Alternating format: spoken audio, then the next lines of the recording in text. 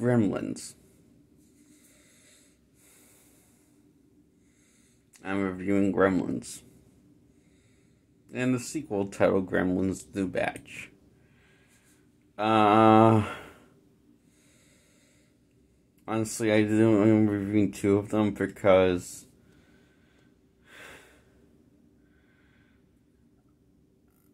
I'm not sure which movie's worse.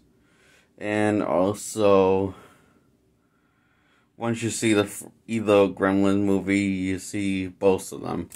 If you see either one, basically, the only difference is between the sequel and the first one, no humans die, and nobody dies except the Gremlins fairly easy in the sequel.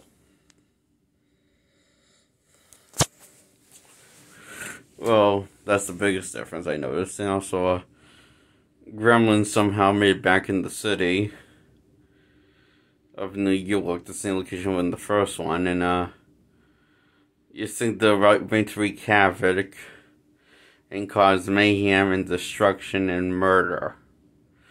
Nope. They don't get the chance to do that. At all. Because they get executed by the humans too easily in the sequel. How's it end? Oh, it has a happily ever after like the first one. I think. I can't really, I actually struggled tuning into this movie. There was no ever a chance in hell I was ever tuned into the sequel. The first one I was minorly tuned into it. The sequel, not a chance. That's because in the sequel, the Gremlins, even though they have more screen time than the first one, and come earlier in the movie than the first one did. In fact, they're in the opening scenes of the movie, unlike the first one, when they only showed up until the scary Gremlins only showed up until the third act. The monster Gremlins. The ones when you find out what happens to them after you feed them or break any of the rules that you're not supposed to do on the do not to do things of to do with a gremlin.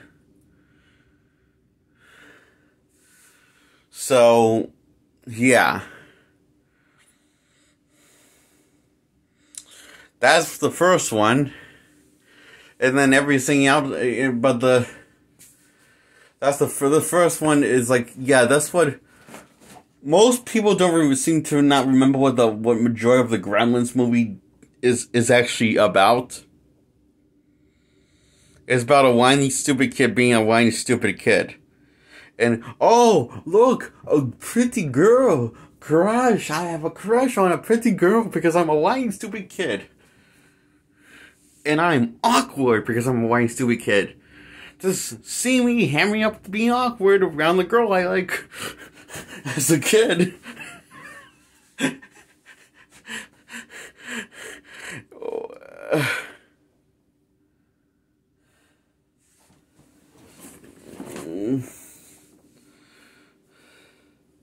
What's worse, the kid's a nice kid. So that makes him even more annoying. Instead of him being a jerk of a kid. A narcissist. Instead of him a narcissist of a kid, he's humble. And gullible. And naive and doesn't know how to listen. At least when it matters. Sometimes he doesn't know how to listen. Yes. And that's what the majority is of the film. Oh, and this guy called Gizmo, played by Harry Mandel. Who's also Gremlin, but he doesn't get turned. The only one that stays as a cute Gremlin. So, Gremlins, all of the other Gremlins turn into monster Gremlins. So you break one of the rules not to do with them. Like, let them out after leave them out after dark, or feed them past midnight, and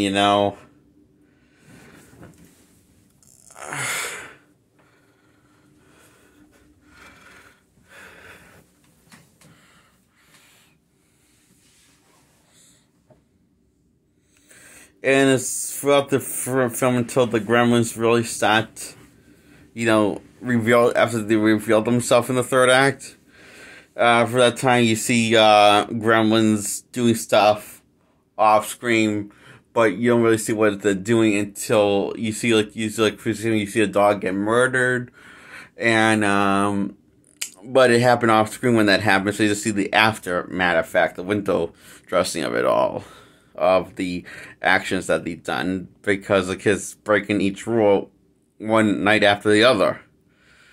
So, and we don't see any of this happen. We don't see the Gremlins behave, act out,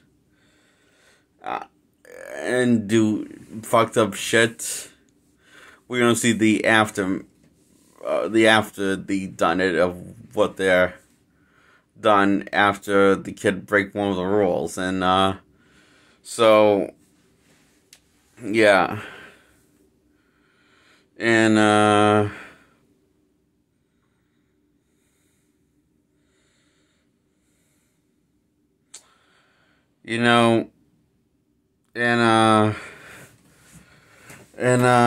as things to go from bad to worse in the third act, when a bunch of Gremlins get together for the night out on tail on Christmas Eve, and cause a bunch of mayhem and destruction and party and slaughter people, including old ladies that basically Ebenezer Scrooge, the female version.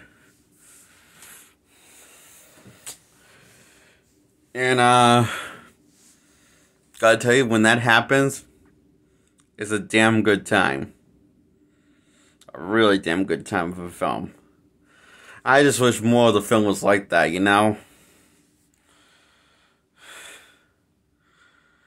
Oh, I could have had a really fun film if that was the majority of the movie, but it's not. It's just a strange, whiny kid being a strange, whiny kid and awkward. That's not fair. He's not whiny. He just sounds whiny because of his voice. He's this awkward kid. Yeah. Who sometimes came across a bit too talkative to the point it sounds whiny, But, he's definitely a stupid kid. And a nice one, so kind of balances it out. I guess for him... Wait, what does it balance out? I lost my train of thought. The point is, Gremlins and Gremlins 2, the new batch, suck.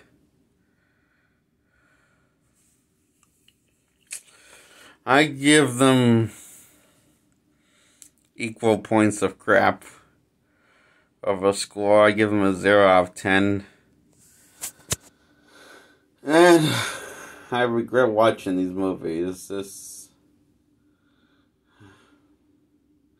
These are one of the movies. These movies I hope to get give it a hard remake, and actually give me what I want to see from the first two ones.